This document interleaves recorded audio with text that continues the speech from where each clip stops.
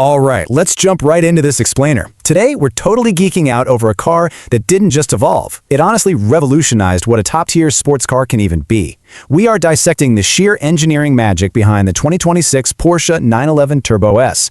Specifically, we're talking about the new 99 2.2 generation, and trust me, it is a monumental technological leap. Right off the bat, we're faced with a genuine paradox. How do you actually improve on perfection? For over 5 decades, the Porsche 911 has basically captivated anyone who loves to drive, and the Turbo S nameplate, well, that's always been the absolute, undisputed benchmark of the sports car world. It's that ultra-rare machine that gives you blistering track performance on Sunday, but is comfortable enough to drive to the office on Monday. So when your outgoing model is already considered perfect, what do? You push every single boundary to the absolute limit and integrate technologies that simply erase limitations we thought were impossible. Which brings us straight to this staggering number, 711. That is the horsepower figure for the new 911 Turbo S. To put that into perspective, we're looking at a 61 horsepower bump over the previous generation. That makes this the most powerful production 911 ever built. No qualifiers. It's a massive anchor point for us today, just to understand the sheer scale of the engineering achievement we're dealing with. I mean, just look at this machine. This is the beauty we're breaking down today. You might notice the stance. The front wheel arches actually extend 45 millimeters wider than your standard Carrera models. And out back, the rear arches widen the whole footprint by 20 millimeters. It gives it this incredibly muscular, purposeful presence. Between those prominent air intakes and that wide footprint, it literally looks like it's going fast even when it's just sitting perfectly still in a studio. Okay, here's our quick roadmap for today. We're going to kick things off with the most powerful 911 ever. Then we'll go inside the T-Hybrid heart. After that, we'll check out active aero and ultimate control, admire the turbinized design language, and wrap it all up with supercar speed, everyday usability. Let's get right into Section 1, the most powerful 911 ever, and really dig into its performance DNA. This quote right here perfectly illustrates a huge point. It's from Porsche brand ambassador and development driver Jörg Bergmeister. You see, when you add a hybrid system to a car, you inevitably add weight. In this case, about 87 kilograms, or roughly 190 pounds. And in the sports car world, weight is usually public enemy number one. But because of how seamlessly this hybrid system is integrated, Bergmeister notes that you literally don't feel the weight gain. The car feels completely alive, planted, and significantly faster everywhere. Let's actually look at the math on that. Comparing the outgoing 992.1 generation to this new 992.2, yes, you see that 87 kilogram weight increase.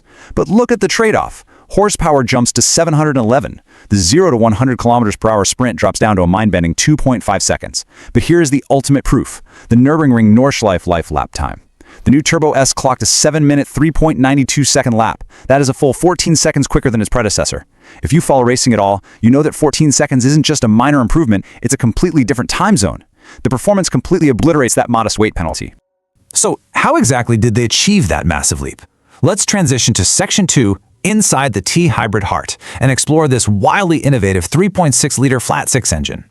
Let's actually break down the sequential flow of energy here. This T-Hybrid system is pulled straight from Porsche's motorsport division, very much like the 919 hybrid. It's a three-step dance. First, exhaust gas spins dual electric turbochargers. Note that I said dual. Unlike the single E-turbo in the Carrera GTS, the Turbo S gets 2 of them, and they spool instantly to build boost. Second, a super compact, lightweight 1.9 kilowatt-hour high-voltage battery stores the energy. Finally, step 3, an integrated electric motor tucked right inside that 8-speed PDK transmission takes that stored energy and delivers instant fill-in torque to all 4 wheels.